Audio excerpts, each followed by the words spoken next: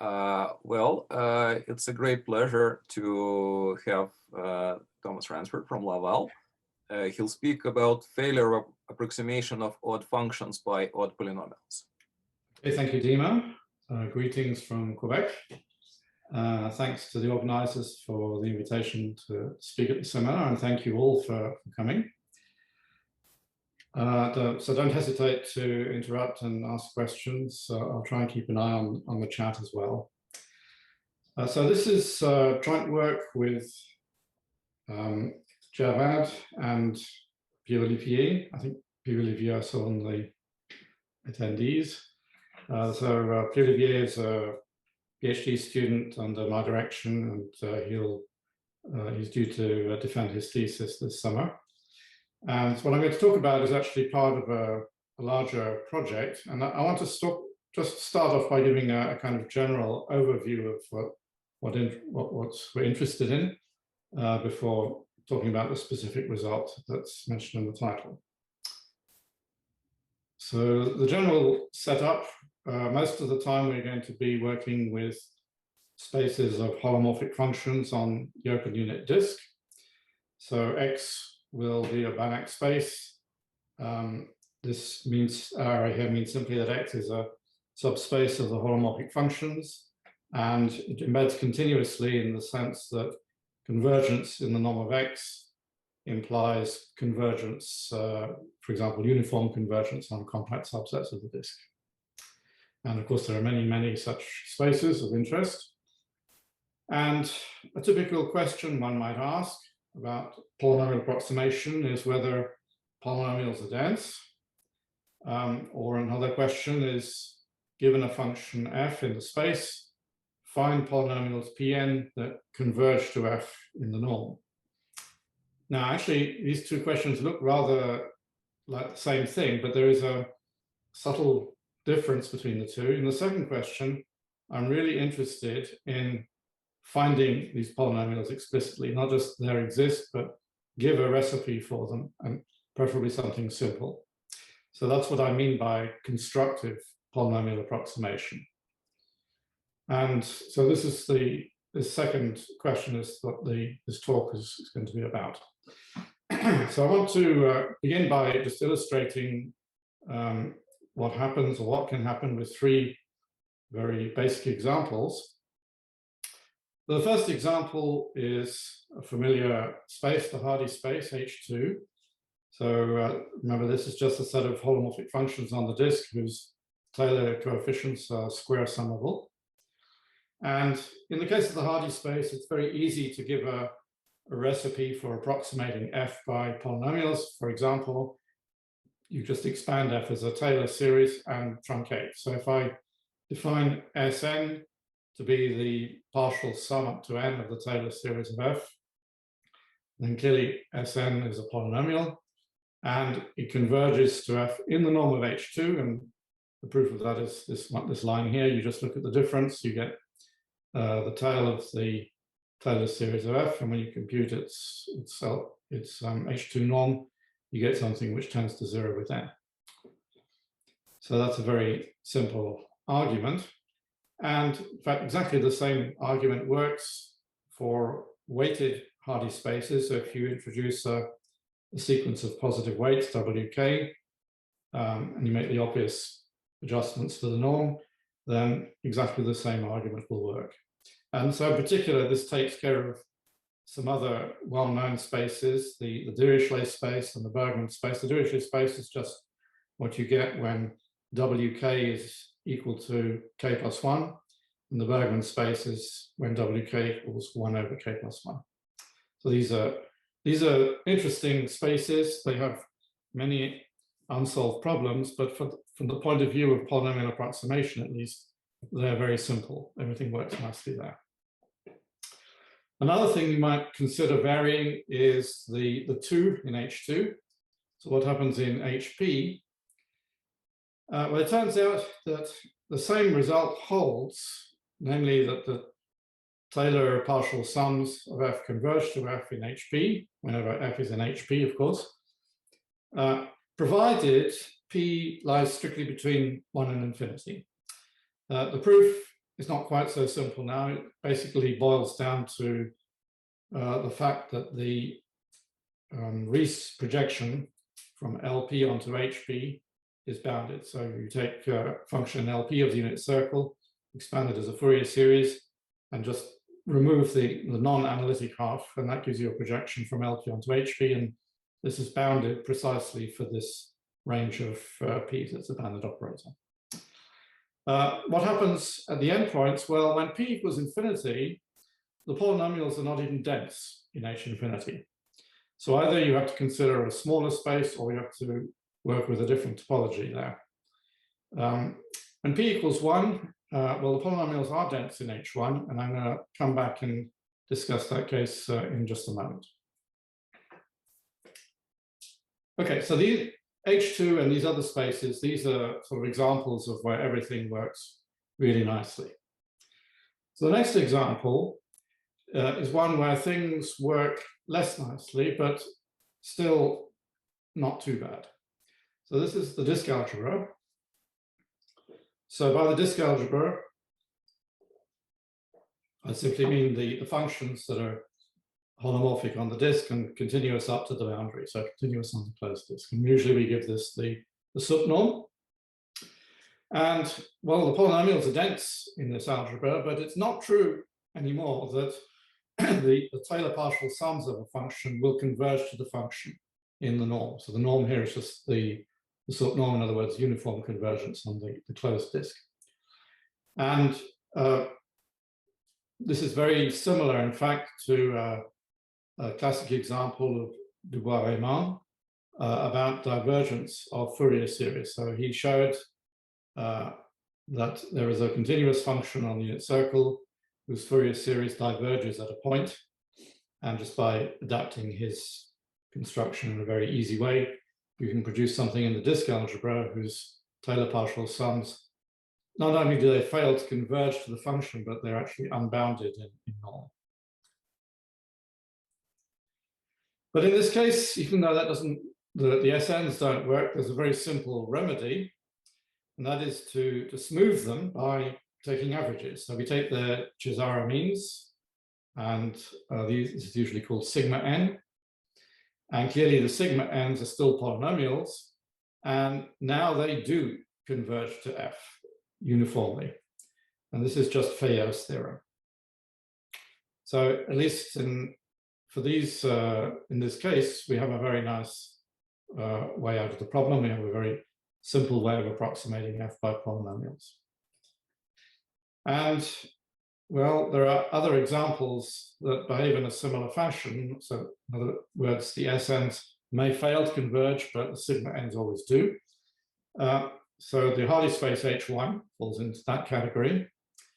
Another space is the space of vanishing functions of vanishing mean oscillation, the MOA.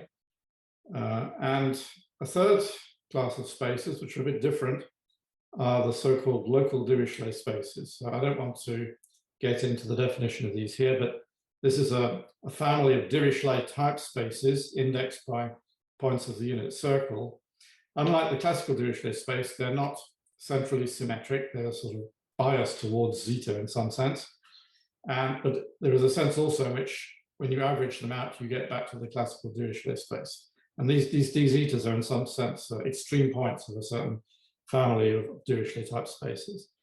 And unlike the classical Dirichlet space, it turns out that in general, the Taylor partial sums of a function no longer converge to the function in these spaces, but the sigma n's always do.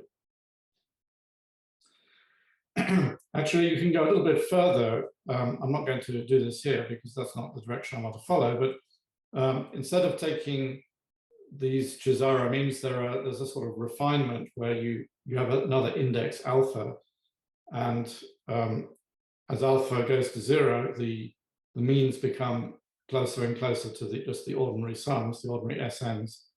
And it turns out that with this more refined way of looking at things, that the first two examples, H1 and VMOA, behave a little differently from the local Dirichlet spaces. The local Dirichlet spaces are actually a bit worse. But I don't really want to pursue that direction. These are all spaces in which at least the sigma n's themselves will converge nicely. Okay, so for my third example, I want to look at so-called de Branch-Rovniak spaces. Now, these probably are less familiar, so I'm going to spend at least one slide just defining them and saying one or two simple things about them. I don't want to get too deeply into this because they're not really the subject of the talk. It's just an example, but I feel that if I mention them, I at least owe you the definition. So here, B is some fixed function in the unit ball of H infinity, just holomorphic and bounded by 1. Sometimes it's called a Schur function.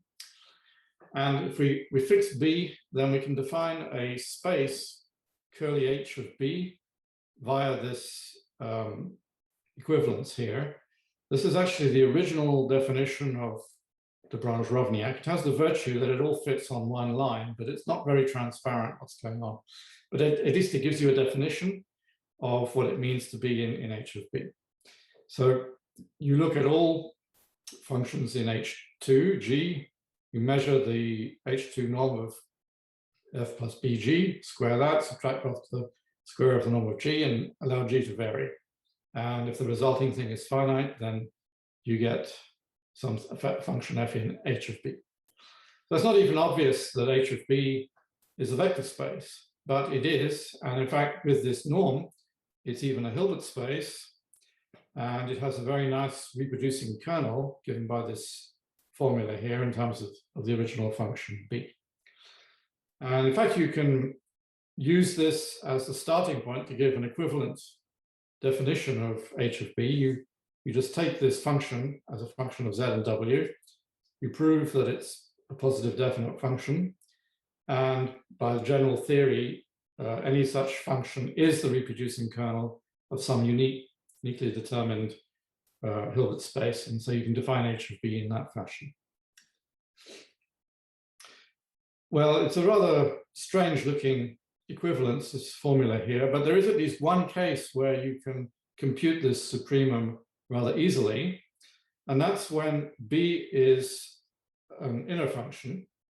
So by inner, I simply mean that this B, which originally had modulus less than or equal to 1 everywhere on the disk, actually has modulus equal to 1 almost everywhere on the boundary in the sense of radial limits. So for example, a Blaschke product is an inner function. And in that case, this supremum is quite easy to compute because what you do is you expand this norm out as an inner product. So you get the norm of f squared plus the norm of g squared. The b disappears because it has modulus 1 on the circle. And the norm of g squared cancels with the norm of g squared here. And then all that's left is the cross term, which is twice the real part of the inner product of f with bg. So just to summarize, this supremum here will be finite if and only if the supremum of twice the real part of twice the real part of the inner product of f with bg is finite as g varies. But it's easy to see that the supremum can only be finite if it's 0, because the real, I mean, if ever the real part of the inner product of f with bg is non-zero, then you just multiply g by a scalar and you get something that's unbounded because you can multiply by any scalar. So the only f's that stand a chance of having the supremum finite are those where the inner product with every bg is 0. In other words, f is in the orthogonal complement of b times h2. So it explains this equality here. And in that case, the norm you get is just the usual h2 norm of f. So this object here is a familiar object to many people in operator theory. It's a so-called model subspace of H2. The reason it's called that is because these BH2s, they are exactly the shift invariant subspaces, invariant under the shift, namely multiplication by Z. And their orthogonal complements are therefore the invariant subspaces of the adjoint of the shift. And if you restrict the adjoint of the shift to one of these spaces, you get an operator which behaves in all sorts of different ways as you allow B to vary. And so these things can be used to build models of contraction operators on general Hilbert spaces, and that's why they're called model subspaces. And in fact, historically, de Brange and Rovniak, the original reason that they constructed the curly H of B's was also an attempt to produce model subspaces for contractions. It turns out that these H of B spaces have all sorts of other connections in operator theory and in complex analysis that was not suspected at the beginning, and it's a subject which has developed quite a lot, especially over the last 20 years or so. In particular, there's a 2-volume monograph of Javad and Emmanuel Friquet published by CUP on the subject. This example that I just gave of what happens when B is an inner function is not typical. So typically, the space H of B is not closed in H2. It will be contained in H2, almost because of the definition, but it need not be closed. It's always continuously embedded in H2, but it's not a closed subspace of H2. And the norm of H of B is in general not the H2 norm. It's usually something much more exotic. And part of the interest of these HB spaces is that they provide very interesting exotic examples. And that's going to be the case for us as well. So that's the end of this slide. That's the end of de Brange-Rovniak spaces 101. But of course, you can say a lot more about them. But what interests me here is the question of polynomial approximation. If I'm given a function f in these spaces, can I approximate it by polynomials? And if so, how? So first of all, when are polynomials dense? Well, there's a very nice answer to that question. In fact, I'll elaborate on this a little bit. So it turns out that there's a dichotomy. The function b, remember, was originally in the unit ball of H infinity. And so obviously either it's an extreme point of the unit ball or it isn't. And depending on which of those two possibilities you take, you get two very different families of spaces. So when B is not an extreme point of the unit ball of H infinity, then H of B automatically contains all the polynomials and they are dense. So that's on the one hand. When B is an extreme point of unit ball of H infinity, then H of B contains very few polynomials. It's just a finite dimensional subspace, and they are most certainly not dense. Well, that's all very nice, but how do you recognize when a function B in the unit ball of H infinity is actually an extreme point? And it turns out there also is a nice answer to that. So B is non-extreme if and only if log of 1 minus mod B squared is an integrable function. So just to take the one example that we've seen, which was the example of an inner function, then mod B is equal to 1 almost everywhere. So this function, log of 1 minus mod B squared, is very far from being integral. It's identically infinite. So when for inner functions, the polynomials are definitely not dense. And there are very few of them there. So we're going to be interested mainly in the opposite case. So this is quite an old result of Saracen. There's a much more recent density theorem, which I thought I would mention. If instead of approximating by polynomials, you are content to approximate by functions that also belong to the disk algebra, so not polynomials, but at least continuous up to the boundary, then you get something which is always dense, no matter what B is. And as I said, this is a relatively recent result. Now, both of these theorems have in common that their proofs are non-constructive. Basically, you show that a subspace is dense by proving that the orthogonal complement of the subspace is 0. And it doesn't really give you much of a clue as to how to approach a given function by a sequence in your subspace. And to give an idea that this may not be such an easy thing to do, here is a kind of negative theorem proved a few years ago. So you can find one of these de Brange-Rovniak spaces, H of B, where the polynomials are dense, but there's a function in the space, f, whose radial dilates tend to infinity as r goes to 1. So I hope it's clear what I mean by radial dilate. Fr of z is the function whose value at z is f of rz. So you just stretch the function slightly. And if ever the radial dilates did converge to f, then that would give you a nice way of approximating f by polynomials, because the radial dilates themselves are functions that are holomorphic on a larger disk than the unit disk, and so their Taylor series converge very rapidly indeed. There's no problem. You can certainly truncate them to get polynomial approximations. But in this particular example, the radial dilates do not converge to f in the norm. They converge pointwise to f, of course, but the norms of the FRs tend to infinity, even though their pointwise limit does belong to the space. Very nasty behavior. And it's not very hard to deduce from this that neither the Taylor partial sums of f nor the Fayet means converge to f in the norm of h of b. So that's rather nasty behavior. But it sort of leaves open the possibility that by replaying the Fayet trick and averaging things, but perhaps more drastically, maybe we could actually get something that converges to some new means that converge to f. So let me actually pose that as a question.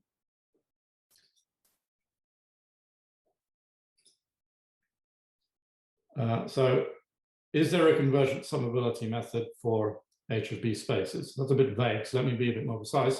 So let's assume that we're given a space h of b in which the polynomials are dense.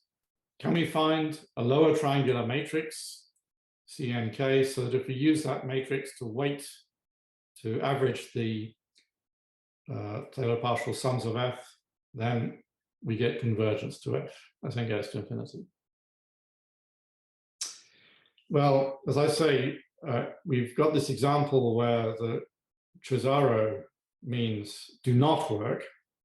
And again, this is not a direction I want to pursue in this talk, but we've tried various other summability methods. And every time we try a method that's a classical method, there is a counterexample.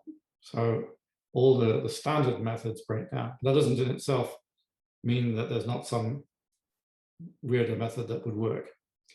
And well, actually, there are two questions hiding here, because you might ask for, given a space h of b, find a matrix CNK that works. And second question, can you find one that works simultaneously for all the h of b's where the polynomials are dense?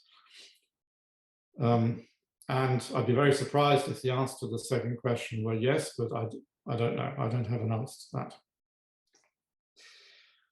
So since we're stuck on that one, we do what you usually do by when you can't answer a question, that is you ask a different question that you can answer. So we thought it would be a good idea to take a step back from this rather specialized example and just ask the same question for more general function spaces. So instead of looking at the Branch-Rovniak spaces, just take a general Banach function space on the disk. Again, assume the polynomials are dense. Can we find a summability method of this kind that will do the approximation for us? Well, of course, we're asking for a lot more here, and perhaps not surprisingly, the answer is no. And so Javad and I looked at this a couple of years ago, and we showed that, in fact, whenever you have some sort of approximation method like this one, it forces the Banach function space to have the so-called bounded approximation property, BAP. So I'm not going to spend time defining that, but it's a geometric property of the Banach space. And if you know what it is, then it shouldn't be too surprising that this condition forces it, because what you have here are finite rank operators that are converging in the strong operator topology to that entity, which is actually almost the same thing as BAP. That doesn't finish the question, because of course you could conceivably imagine that Banach function spaces, or holomorphic function spaces, are rather special Banach spaces, and that perhaps they all have the bounded approximation property. But it turns out that actually they're no better than arbitrary Banach spaces. So if you're given any separable Banach space, you can manifest it as a Banach holomorphic function space on the disk. And in particular, if you start off with a separable Banach space that fails to have the bounded approximation property, then that will give you a function space that answers the question negatively. Now, these spaces that fail to have the bounded approximation property, these are nasty things. They're all constructed using horrible combinatorial constructions, or nice combinatorial constructions, depending on your point of view. At least for separable spaces, I don't know of any naturally occurring separable examples. There are certainly natural non-separable examples. H infinity is one such, but here we definitely need separable because our polynomials are supposed to be dense. So you might argue that this negative answer to the question is rather artificial, that we should be restricting ourselves to better behaved spaces. And after all, the original question was about de Branche-Rovniak spaces, which for all their other failings are Hilbert spaces. So they certainly have the bounded approximation property. And so it suggests that perhaps we should be asking the question for Hilbert function spaces. So what happens there? And the answer again turns out to be no. And this is the main subject of this talk. So I guess after half an hour, I finally arrived, but this is what I want to show you. And without further ado, here is the main theorem that answers this question. So there exists a Hilbert space of holomorphic functions. So again, it embeds continuously in the set of all holomorphic functions on the unit disk, with the following three properties. First of all, it contains the polynomials. Secondly, the polynomials are dense. And thirdly, and this is the weird thing, the odd polynomials are not dense in the odd functions. So it's obviously the only things you can approximate by odd polynomials are odd functions. Remember, convergence in the norm of H implies pointwise convergence. And so if you have a function that you could approximate by odd polynomials, it would have to be an odd function. And you might well think in the other direction that if you start with an odd function and you know you can approximate it by polynomials, then you ought to be able to approximate it by odd polynomials. But that turns out not to be the case. And that's what this example is about. So why does it answer the question? Well, there is a very easy corollary to the theorem. So in this same space H, you can find a function f that lies outside the closed linear span of its Taylor partial sums. And I mean, deducing the corollary from the theorem is very easy, because all you do is you take a function f that's odd, but not approximable by odd polynomials. So call that f. Well, obviously, if f is odd, then its Taylor partial sums are odd polynomials. Anything in their linear span is also an odd polynomial.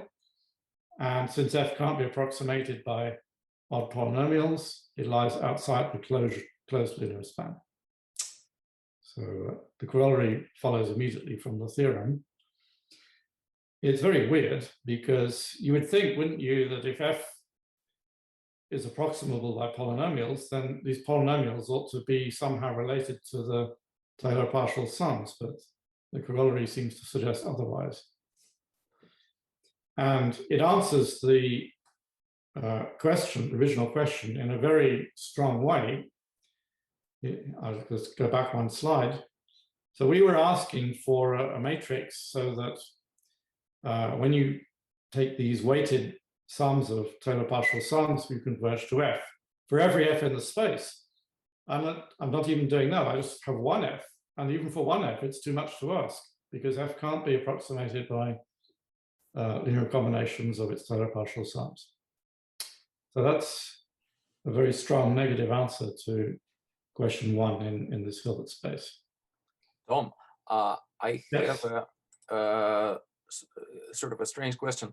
So even odd seems like you have a group Z2, right, acting on your space. And you are saying, well, with respect to the action, there are even functions, odd functions. And so you would like to approximate even by even and odd by odd. Now, suppose you have some other group, I don't know, dihedral group or something like this acting. Then I suppose you could ask a similar question, right? So if you have some, you can decompose the space of all functions into like direct sum of functions which change by some character. If you act by an element of this group, and then you could ask, can you approximate those functions by polynomials with a similar property? So right. Okay, so I'll answer that question a bit later in the talk. Thank you. Okay, I will get to that. Okay, thanks. Okay, so what I want to say here is that I've taken a rather restrictive definition of summability method. This is a so-called lower triangular summability method, but there are many others where instead of taking a lower triangular matrix, you take an arbitrary infinite matrix. Of course, then you have to worry about whether these sums here actually converge or not. And this boils down to getting controlling the norm of the SKFs. And so we have a refinement of our theorem which treats that point. So this is the refinement. What you see here is the exact same statement we had before, but in addition, if we're given any positive sequence whose reciprocals are summable, then we can construct our space so that the monomials grow only as fast as this weight sequence omega n. And this gives us enough control to be able to deal with many infinite summability methods. So here is one example. So remember we had these radial dilates. It's a very simple calculation to show that the radial dilates of a function of any Taylor series can be expressed in terms of the partial sums, just by this formula here. This is an equality as two functions defined pointwise on unit disk. And well, if you do this construction with, let's say, the omega n is growing just polynomially fast in n, then the norms of the SKs, they'll grow a bit faster than polynomially fast, but not much. Remember, the f itself is a function whose radius of convergence is at least 1. So the Taylor coefficients of f can't grow too fast. The norms of the monomials grow only polynomially fast. And so altogether, this series here will converge absolutely in the space, reach fixed r less than 1. And so if you apply that, you get the following corollary. So once again, you take exactly the same f we had before. Its radial dilates belong to H because these sums converge absolutely in the norm of H. And because these sums converge, each FR lies in the closed linear span of the SKs. And so the closed linear span of the FRs is, if anything, smaller than the closed linear span of the SKs, and F was already outside that.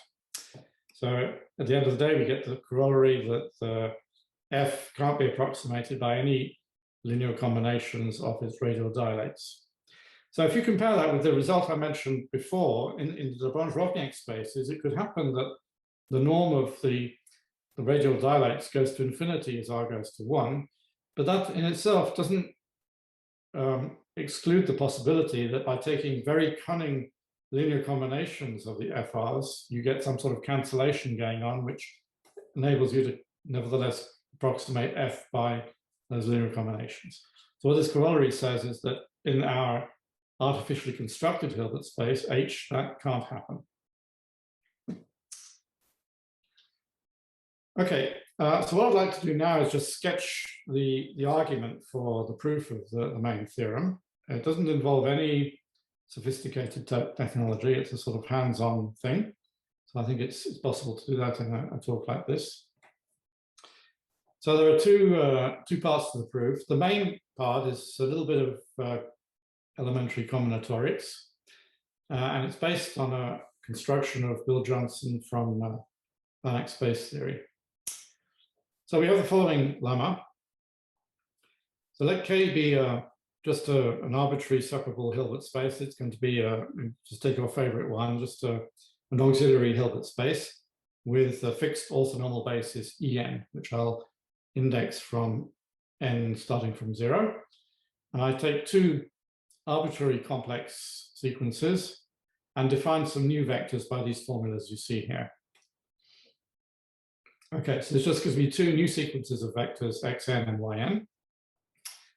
And the statement of the lemma is that these two sequences form what is called an M basis or a Markushevich basis for our Hilbert space K. So what that means is two things. First of all, they are biorthogonal in the usual sense that if you take the inner product of xm and ym, you get 1 if n and m are equal and 0 otherwise. And the second property is that each of the two sequences spans a dense subspace of K. So this is just what's called a Markushevich basis. And I'm not going to do the proof, but the proof is very easy. The first part is just by calculating. You have actually 4 cases to calculate, depending on whether n is even or odd, and likewise for m. And 3 of them you can do in your head, and the other one you just write down a one-line calculation, and it works. And the fact that the x's and the y's each span a dense subspace, it's because you can sort of reverse these equalities and write each vector En as a linear combination of at most 3 x's and also at most 3 y's. And so since the En span a dense subspaces, the x's and the y's must as well. So it's a very elementary result. So for example, suppose what happens if I take all the a's and b's just to be 0?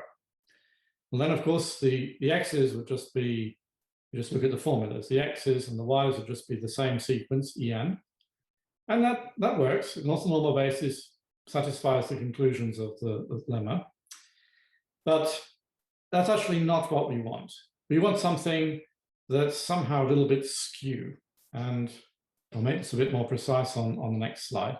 And having these sequences A and B allows us enough flexibility to introduce this skewness.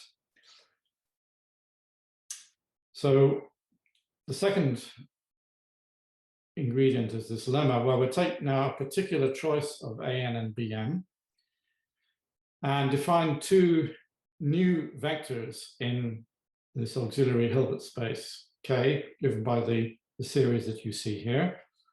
The coefficients of the Ens are square summable, so these series converge as no problem. And I claim that U and V have the following properties. So U is orthogonal to all the even y's. V is orthogonal to all the odd x's. And finally, U and V are not orthogonal to each other. Okay, so the proofs of this, again, I'm not going to do. It's just a calculation. You just write down all the formulas, and it's just 3 or 4 lines for each calculation. It's not, there's nothing very sophisticated going on here. But I just want to point out that if I'd taken, instead of taking the A's and the B's as I did here at the top of lemma 2, if I'd taken them to be 0, then the first condition would have been that U is orthogonal to all the even Ens, so it's supported on the odd Ens. And likewise, the second condition would say that V is supported on the even Ens, and then you would have U and V supported on disjoint parts of the orthonormal basis, and so they would have to be orthogonal to each other. And that is precisely what I do not want. And so by introducing this sort of skewness via the A's and the B's, I can produce a pair of vectors that are not orthogonal to one another. Okay, so I hope that seems plausible to you. And now I'm going to go to the second half of the proof. I'll just give you one last chance to look at these three lines. This is what you have to remember. U is orthogonal to the even y's, V is orthogonal to the odd x's, and U and V are not orthogonal to each other. Okay, that's the hard part done, in fact. So now we have to bring this into our function spaces. So we start off by with our k, our x's, our y's, our u, and our v, exactly as in the preceding two lemmas. And now I'm going to define for each vector x in my auxiliary Hilbert space k a function of z given by this Taylor series expansion. And so the first thing to say here is that for a given x, when I take the inner product with these norm one vectors, I'm going to get a bounded sequence. So this is a Taylor series whose coefficients are bounded. So certainly it has radius of convergence at least one, and I get something that makes sense for every z in the unit disk. So it's certainly a holomorphic function on the unit disk. And a little bit more than that, you can check that if xn goes to 0 in norm, then the corresponding functions here converge to 0 uniformly on compact subsets of the disk. So this is just saying that this map J is continuous as a map from the Hilbert space K into the holomorphic functions with their usual Fresher space topology. Okay, so that's the first thing about J. Secondly, it's injective. Why is that? Well, suppose J of x is the 0 function. This just means that all the Taylor coefficients are 0, which means that x is orthogonal to all the yns. But remember, the yns span the dense subspace of K. So x must be, if x is orthogonal to them all, it must actually be 0. So J is injective. So it's actually mapping our Hilbert space K injectively and continuously into the holomorphic functions. And now I'm just going to define the H that we're after. It's just going to be the image of K. And I just transfer the Hilbert space structure directly from K to H, so as to make this J an isometry. So H is a, H is a Hilbert space of holomorphic functions, and it embeds continuously into the holomorphic functions on D. And so what's left to prove? Well, I have to show that this Hilbert space has the three properties that I claimed in the theorem. Polynomials are dense. That's easy. H can, sorry, before that even, I'm getting ahead of myself. H contains the polynomials. That's easy because each member of my special sequence xn, if you just look at the definition, J of xn is what's it going to be? Remember that the y's and the xn's and the yns are bi-orthogonal. So in fact, there's only, when I put x equal to xn, there's just one non-zero term here. And so xj of xn is a non-zero multiple of z to the n. So all the polynomials are in H. And they're dense because the xn's span a dense subspace of K. So the first two things are easy. Of course, that's the last one, that's the interesting one. I have to show you that the odd polynomials are not dense in the odd functions in H.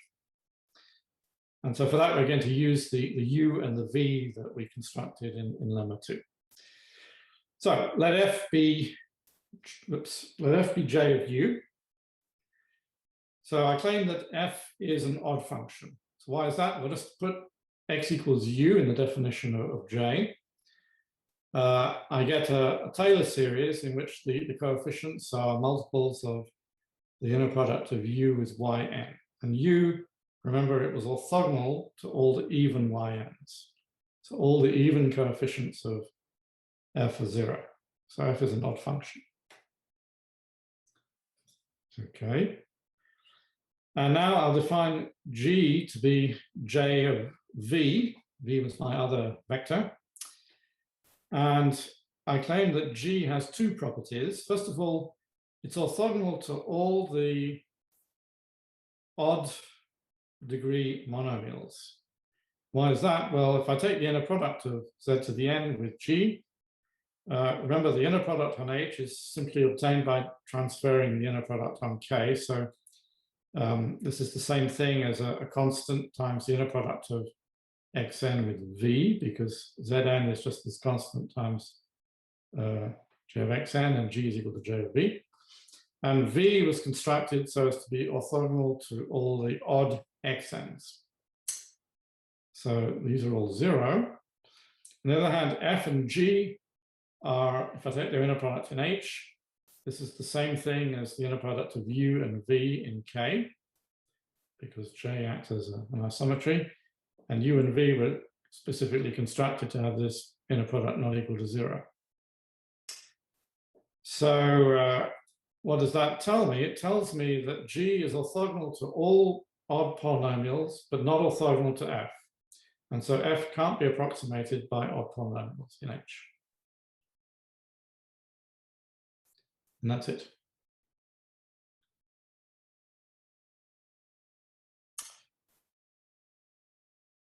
Okay. So that completes the proof of the theorem. So I'd like to mention a few variations on a theme. So first of all, this obsession with odd functions. Why don't I do it with even functions? Well, no reason at all. It works just as well if I do it with even functions. And actually, when you look at the proof, we don't use really the structure of the arithmetic structure of odd or even. The only thing we need is that the odd numbers are an infinite subset of the natural numbers with infinite complement. You really need both of those facts. So this is really all we need to make the construction work. So I think this answers the question of DEMA. There's no real group structure going on here. And well, this opens the door to other possibilities. So in fact, you can play the same game where instead of using Taylor series, you can use trigonometric series. So we use the integers as the index set rather than the natural numbers. And as our index set I, which is infinite with infinite complement, we can take I to be the natural numbers, the non-negative numbers.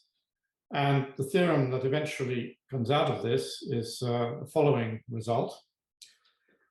So you can construct a Hilbert space now in L2 of the unit circle, which contains the trigonometric polynomials. The trig polynomials are dense. But if I look at the trig polynomials with just positive degree terms, in other words, holomorphic polynomials, they are not dense in the holomorphic part of H. The holomorphic part of H is just the intersection with H2. And it's exactly the same argument. And so if you look at the corresponding corollary, there exists a function in this Hilbert space that lies outside the closed linear span now of the partial sums of its Fourier series. So this is even though the trig polynomials are dense in the space. So this is really Fayer's theorem breaking down big time.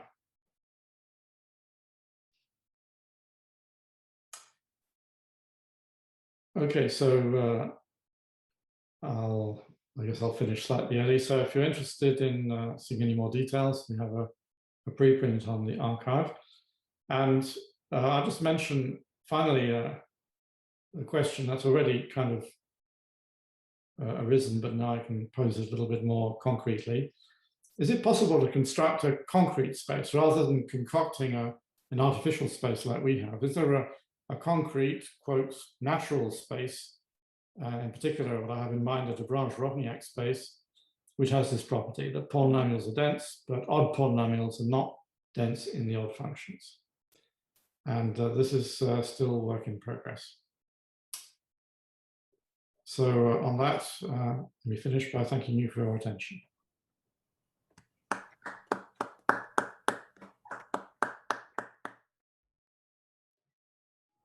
Thank you very much for a great talk. Are there any questions? I have a question, Tom. First of all, thank you very much for the very interesting talk. Thank you. The question is your odd example, your odd function f, does it map reals to reals? Let me just think for a moment before I say something silly. I don't see why not. I think there's nothing intrinsically. No, I think it does. Yes, I don't see why that would be a problem. Mm-hmm. I think you can do everything in the context of real coefficients. Thank you. Would that have any interesting consequences that you know about? I don't know. I don't know. So this transformation, which starts with a basis and then gives you x's and y's, this is somehow a multiplication by some infinite, like a tridiagonal matrix of some sort, right? Right. Yes, that's exactly what it is. This one here. And so it kind of looks, I don't know, interesting, because there are some, maybe smells a little bit of like Toeplitz matrices or something. I have no idea, but have these where else have these been used? Well, I mentioned that the inspiration for this was the construction of Bill Johnson, where he was interested in constructing Markushevich bases in general Banach spaces. So one of the nice things about these bases is that they always exist in any separable Banach space. Well, I guess he wanted an example where for his purposes things were skew, and it turned out to be exactly what we needed as well. Okay, thank you.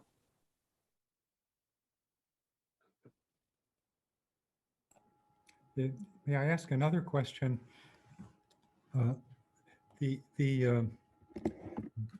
Debranche's proof of the Riemann hypothesis uses Hilbert spaces, and I was just wondering whether there's are there any interesting features in common with Debranche's proof and properties of Debranche-Rovniak spaces? So I believe there's a connection. I think it might. So I honestly, so this is just something that I read in passing. I haven't studied it myself at all. And I'm not even sure whether it's the Debranche-Rovniak spaces on the unit disk, which is the ones that I'm talking about here. There's another related family of spaces that are spaces of entire functions. And maybe it's those spaces that come into, it seems more likely to me that those would be the spaces that enter into the Debranche-Rovniak, the Debranche's other work. So the resemblance might be at most like bats and birds or something like that. I don't know. Well, if there are no other questions, let's thank Tom again.